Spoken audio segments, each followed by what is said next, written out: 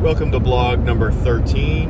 I'm in the car, as you can see. I am en route to Knoxville, Tennessee, where I'm playing a show with friends of mine, Leaf Shire's Jamie Paul.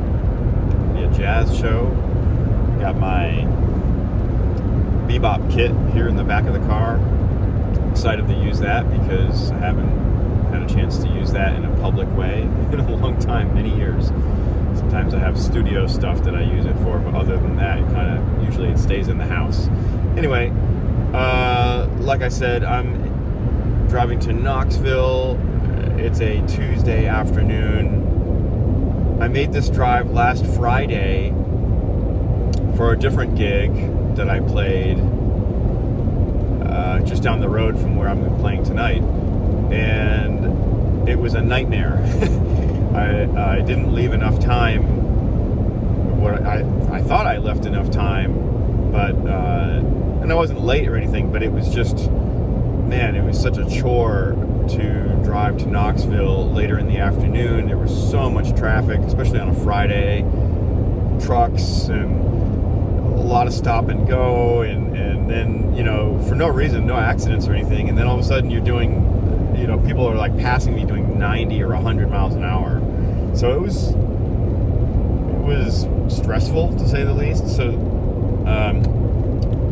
today I took some extra time and I left extra early, and I don't have to stress, and even if there is a lot of traffic, I can just be still relaxed. So, yeah, that's that, So here I am in the car. I have done a massive number of gigs since my last vlog post, and that's the reason for the delay on this one. I've just been working. I've just been traveling, working. I've been on the road. I've been at home working. I had my uncle from Pasadena visiting with us at the house for a week. I hadn't seen him in I don't know how long, and it's a rare occasion that our family gets to see him and spend any quality time together. So, I was kind of focused in on that. Didn't leave hardly any free time at all. I barely had enough time to keep up with my sort of day-to-day things, that I'm involved with. But, and all the while I was still playing quite a few shows and was out for another weekend with Matt Rogers. So we had let's see, Matt Rogers, where did we play last? Trying to remember. Oh, it was North Carolina. We had 2 gigs in North Carolina.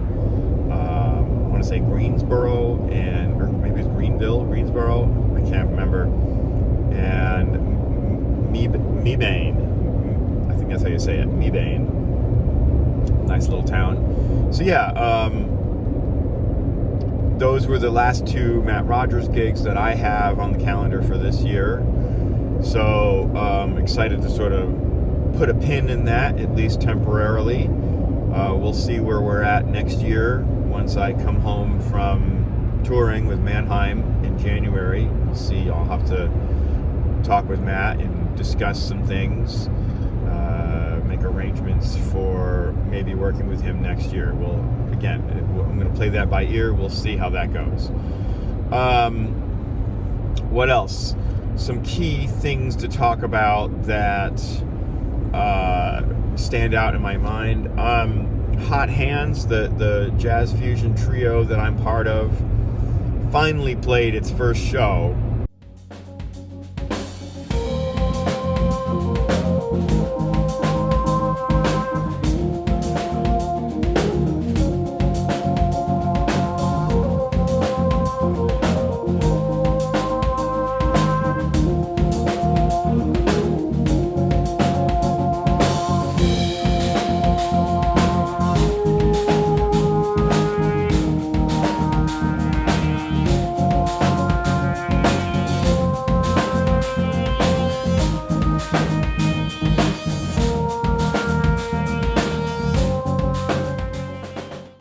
Opening up for another band that I'm part of called the Jabronis, which is a acid jazz sort of 90s R&B funk type of thing, funk type of band. That band, the Jabronis, is headed up by Josh Rosen, keyboard player here in town, and they were looking. He booked the show at the Underdog in Inglewood, right outside Nashville, and he needed an opening band, so I suggested, hey, I've got this jazz fusion trio, and we've been trying to find a place to play and a reason to play, and just get it all happening. And I hate people that stay in the left lane and just sit there, especially giant buses like that one. So it was a night of firsts for me and for these two ensembles, which I'm so happy to be part of each one of them. Hot Hands, we had about an hour set. We played a number of songs that we had all collectively composed, so it was really like a band set. It felt great. A lot of nervous energy on stage, myself included in that. Just performing that music in front of an audience for the first time, trying to remember everything. There's no charts, so everything's you either know it or you don't, kind of thing. And of course, I had my uncle with me, who again, from Pasadena. I didn't mention that he's a professional pianist. He went to Eastman School of Music. He's very, very talented. He has huge ears, and so I was a little bit nervous just having him in the room, and sort of, I don't know if he was making judgments or whatever, but as you do, he was listening and he was there, and just having him in the room made me a little bit self-conscious, more so than I normally would be. So on me, I felt like, after I watched the video, because I videoed it, I felt like the tempos were a little faster than I wanted them to be. Again, just nervous energy. I didn't use a click on anything, so I was really, just kind of going by what I felt in the moment. And of course, when you're a little bit nervous, you got the heartbeat going, things are going to be a little bit on edge, a little bit faster than maybe they should be, and maybe even rush a little bit over, certain passages or whatever. So it's just something to be conscious of. It's always a work in progress with that kind of thing. It's always, you try to trust your instincts and trust, keep your wits about you, and stay within yourself. Don't get too excited. And that just is always, just takes practice in doing and really, it's just a muscle. So you need to do that all the time to really get a hold of it and to understand,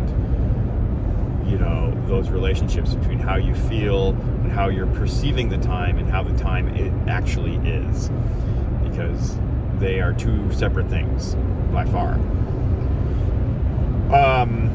But overall, it was a great show. We were so glad to have one under our belts. We again, I took some video, so we have some nice video promo from that. I'm now compiling songs and just have to kind of edit them down into each song and send them to the guys. And but great stuff there. And same with the Jabronis. I videoed the whole thing. We got one under our belt. You know, again, nervous energy, a few endings, a few things that were planned that didn't go as planned. And, you know, it's just kind of the way it goes with that kind of thing. You know, with a new band and new arrangements, new songs. Many of us had never even heard of these songs before, so it was brand new music to us, you know, that week, even. So, but a lot of fun, you know, and playing the Underdog, you know, going there for the first time. I had been meaning to go there for so long, and I finally just, you know, had some gigs there. So, I'll say this: the following night, again, back at the Underdog, my favorite guitarist in the whole world, Noy from New York, from Israel via New York. Noy was playing with his trio, Dennis Chambers on drums, Jimmy Haslip on bass.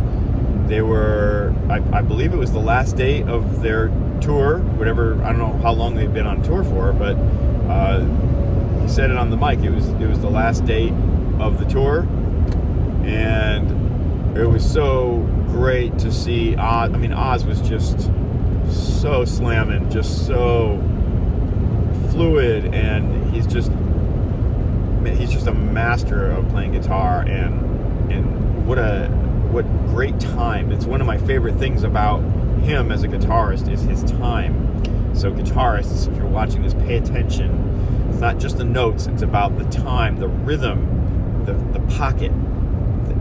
Things have to be in the pocket. When you play a solo, your ideas you should be able to transcribe your ideas both pitch-wise, but also rhythmically. You should be able to think about when you're playing a solo, you should be able to transcribe the rhythm of the solo, and it should be pretty obvious. And if you can't do that, then you need to work on your time, because all that floaty stuff that you do, you know, over the rhythm section,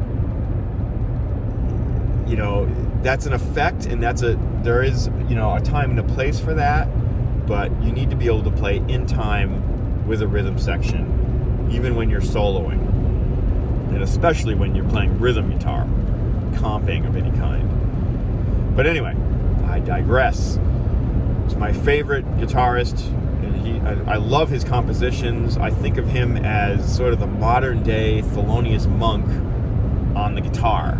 Thelonious Monk was a piano player. But if you imagine if Thelonious Monk was alive today and he played guitar, I think he'd be Oz Noy.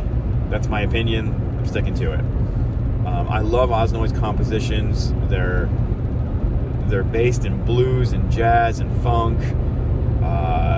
They're well thought out. They're harmonically as well as rhythmically, and of course, he has some of the best musicians in the world playing on his records and in his live situations as well. So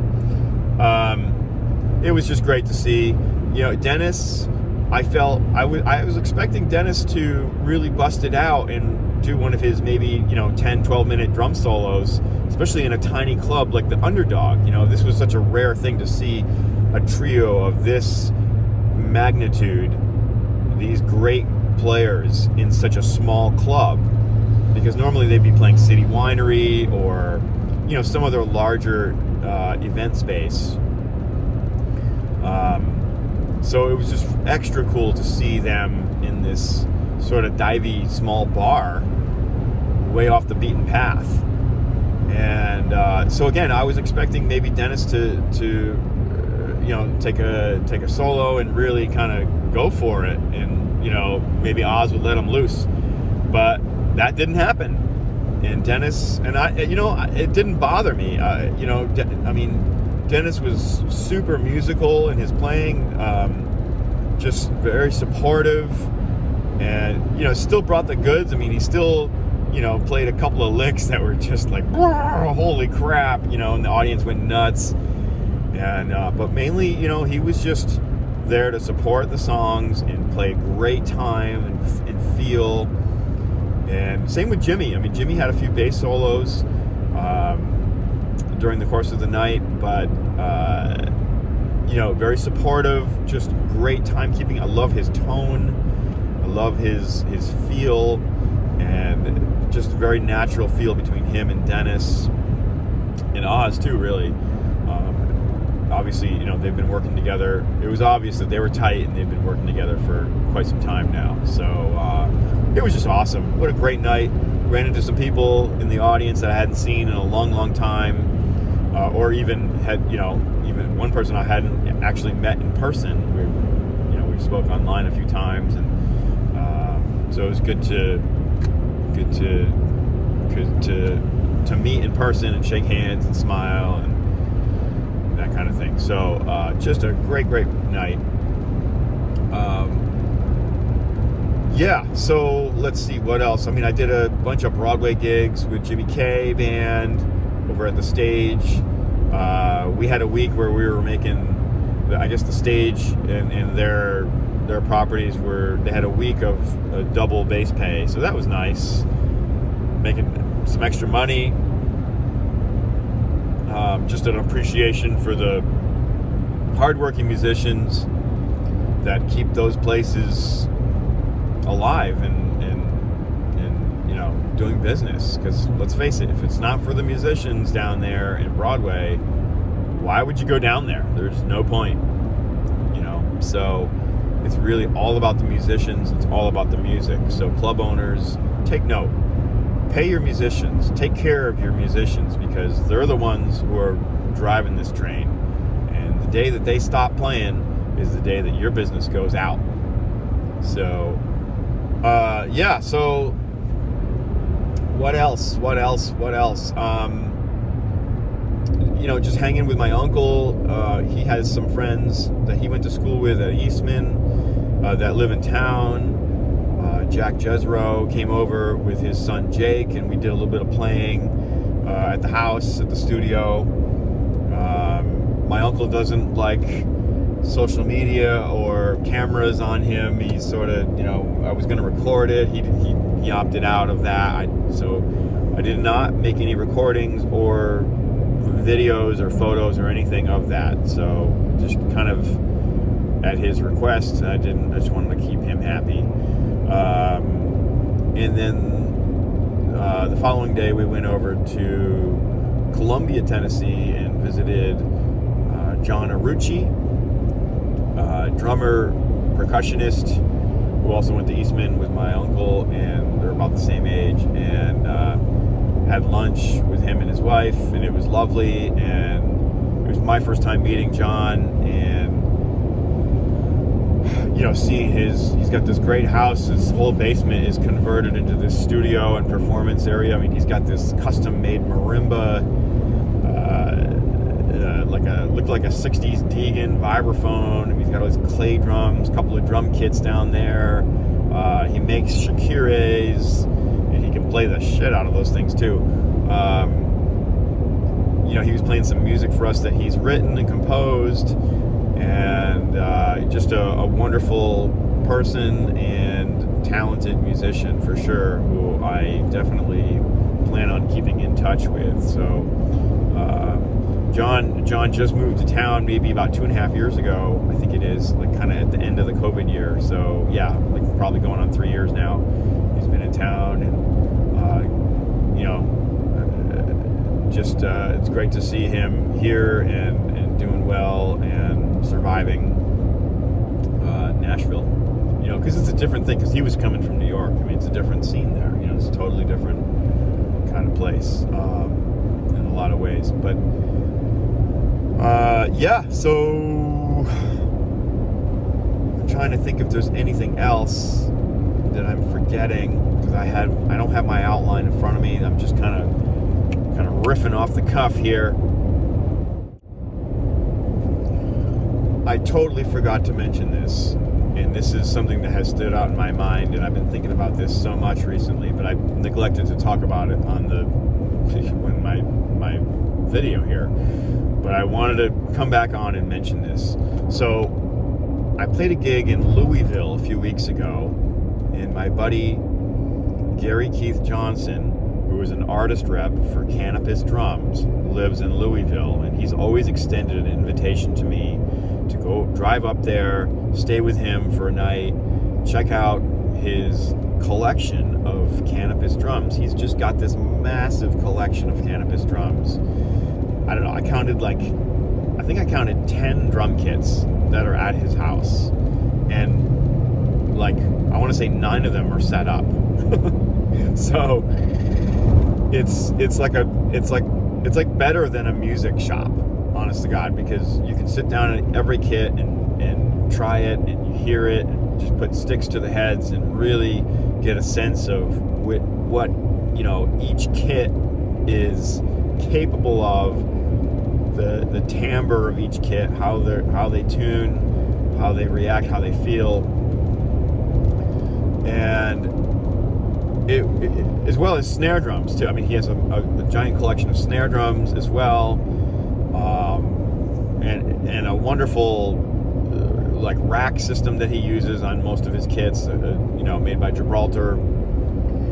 And it was just a fabulous time hanging out with Gary, and his friend Oliver Steele, I think that's his name. I don't watch the show, but his friend Oliver Steele from America's Got Talent was staying at the house as well, him and his girlfriend. And so we were hanging out too. Now, Oliver Steele was just on America's Got Talent like last season and was one of the finalists. He did really, really well. He was on his way up to a gig somewhere else, I want to say like Indiana or Illinois or something like that. So he was staying at the house as well. So we were all just hanging out, having a good time, getting to know each other more and better. I'm playing drums now. How do you, what do they call it? The traditional grip? Is that Traditional grip, yeah. Yes. The left hand. It's just the left hand? Just the left hand. Give me a smile. Give me a front smile. Yeah, dude, that's fun. My God, Oliver Steele. Idol. Here, this is Canopus drums. I can't play drums.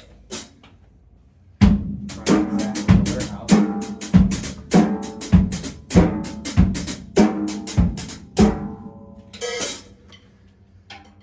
One day.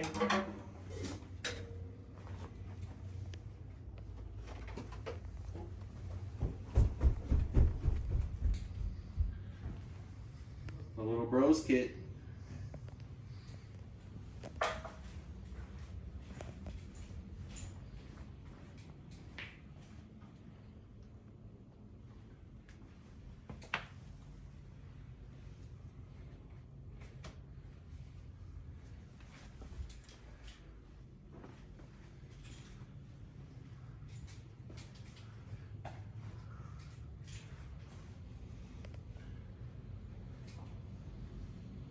I got the 10x14 hash snare over there too. Oh yeah. The big Harvey Mason job. Oh, I love that. Yeah.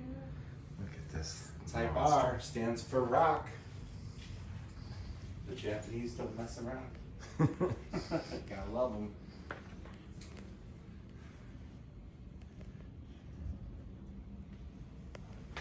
And there he is, the man, Hey y'all. the myth, the legend. Gary Keith Johnson II, famous in my own mind. I love you, man. Love you too, brother. Yeah. Yeah. Hanging out with Brian, Zach. Woo, woo, woo. I mean, I've known Gary for a few years now, since moving here to Nashville. But when you stay at somebody's house, you get to know them that much more. You're looking at pictures on the wall, and you just, it's just way more intimate. So, and I've had Gary over my house too, and it's been great. So, Gary's awesome, and he's so good at like customizing a drum kit and making it your own, and really, knowing all the options. He's got all these custom-made drum mic holders, clips, and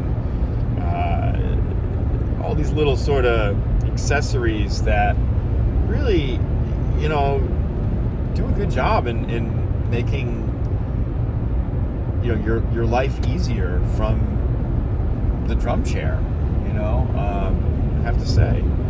So he just loves drums, and you know, he just has a passion for it, and it's very, very obvious. He's great at it. You know, he's just a people person. The guy can talk. Let me tell you, I love Gary because he can talk and talk and talk, and I'm not like that. I kind of shut down. I don't shut down, but I mean, like, you know, I'm not a type A, like, outgoing. I'm not as outgoing as somebody like Gary is, and so it's great to, I feed off of his energy, and I love that about him. And so yeah, you know, we just had a great time. You know, checking out all the drum kits that he has at his house. All Canopus, all made by Canopus. And I'm not a Canopus full endorser. I do endorse their snare drums and accessories at this point, although, and like I mentioned, you know, I'll be playing a Canopus drum kit for the Mannheim Steamroller tour coming up and for the foreseeable future. So, you know, I don't want to make any announcements or anything.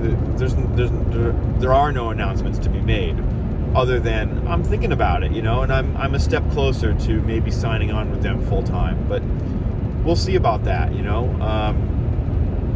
That'll be a big step in my life, because I've got a lot of drum kits that aren't Canopus drum kits, you know, and I'd have to figure out, well, what do I want to do with all these kits? Do I want to sell them? Do I want to keep? What do I want to keep? And where am I going to keep them, and all that stuff. So I got some thinking to do, but I got plenty of time to think about these things. These are good first world problems to have, for sure.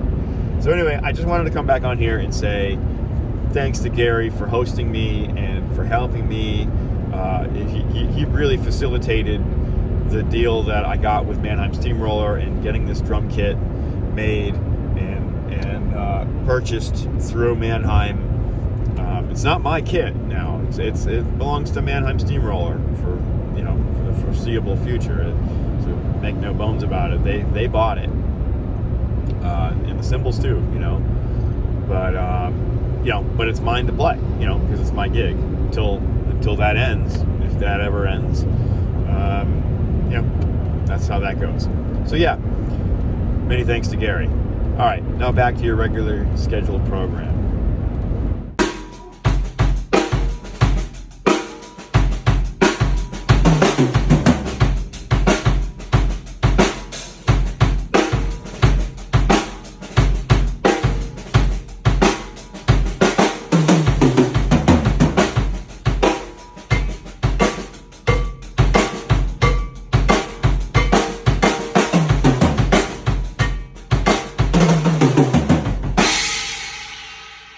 So again, I apologize for the delay of the vlog. If any of you have been waiting or wondering if I've given up, no, I've not given up on it. I just haven't had the time to sit down and talk to a camera and kind of get my thoughts out and and put them up, upload it, and if there's any edits or something, I don't know. I try not to make too many edits with these vlog posts. But I like to make them look pretty and make sure the sound is great and the audio and just make it worthy of your time to watch. So I'm ultra aware of that, and I'm doing my best here, folks. Still getting ready to tour with Mannheim Steamroller. I'm very, very excited. Mannheim Steamroller production management has approved a brand new drum kit. I'm going to be playing a Canopus Yaiba drum set, brand new. It's en route right now from Japan. I think it has to clear customs. It's in customs right now. So it's a large kit. It's going to be 10, 12, 13, 14, 16-inch toms. So 3 racks, 2 floors, 22-inch kick with matching snare. all in the Yaiba Birch series. It's the color will be indigo blue. I also will have all new cymbals from Istanbul Agop. I'm so excited for both ends of the drums and the cymbals. And just now working on getting a new logo head made for the front head of the bass drum, and various other, sticks, heads, accessories. I need to make sure I have enough tom mounts and the correct size for the toms to go on the big Gibraltar rack that Mannheim uses for their drum platform.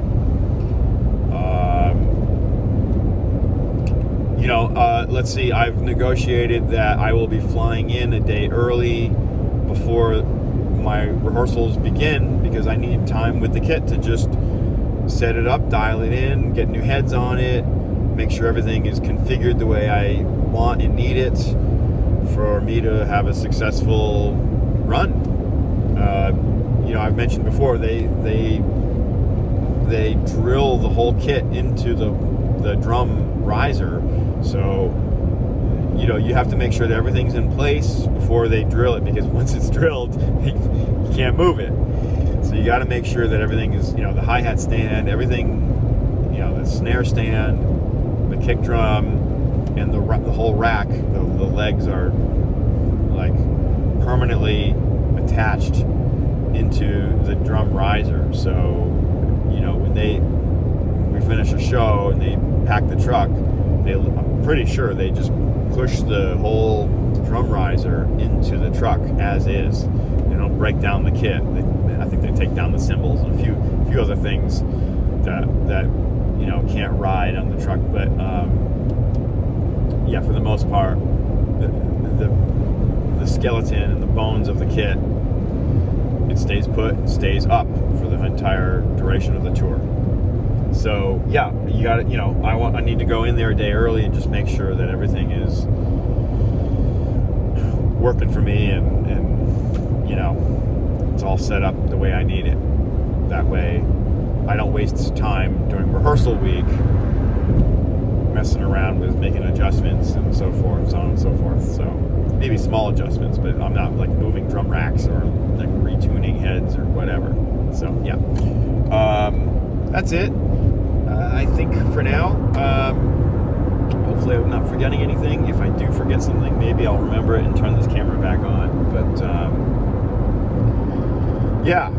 thanks for joining me here. Don't forget to like and subscribe. Join me on patreon.com. I have a ton of video content there detailing my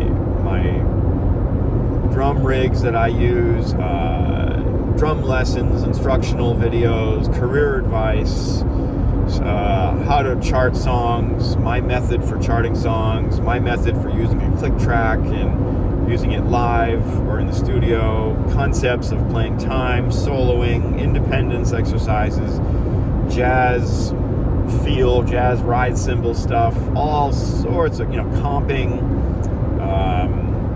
going to a jam session, etiquette, bus chops, what I call bus chops.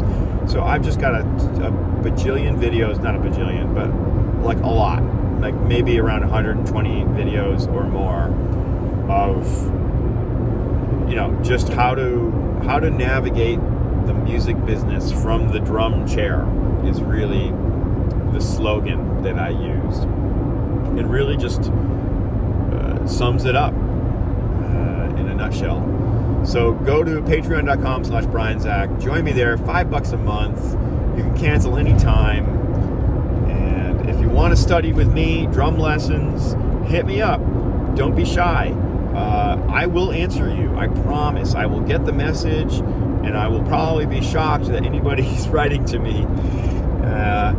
And we can talk about booking a lesson either in person, or if you're from out of town, we can do online lessons over Zoom or FaceTime or whatever your preferred method is of that online chat as well. So I'll try to make it affordable for you and go from there. We'll talk about your goals and what you want to achieve, things that you're working on that maybe I can help you with, hand technique, traditional grip, reading, soloing, playing to a click, all of those things. Just navigating the music business, from playing to career stuff to endorsements and so on and so forth, to even just learning how to dress, how to carry yourself, how to create an image for yourself, how to project success. So it's just it's a business, folks. And I'm in business. I'm in business for myself, and you're in business for yourself. If you're watching this, chances are you're in business for yourself too. So lots of stuff to take and learn and think about and consider and apply to your own career and your own life. So yeah, that's it for now. Thank you so much for joining me here. If you've gotten this far, really appreciate it. Like and subscribe, and I will see you on the next video. Thanks, everybody.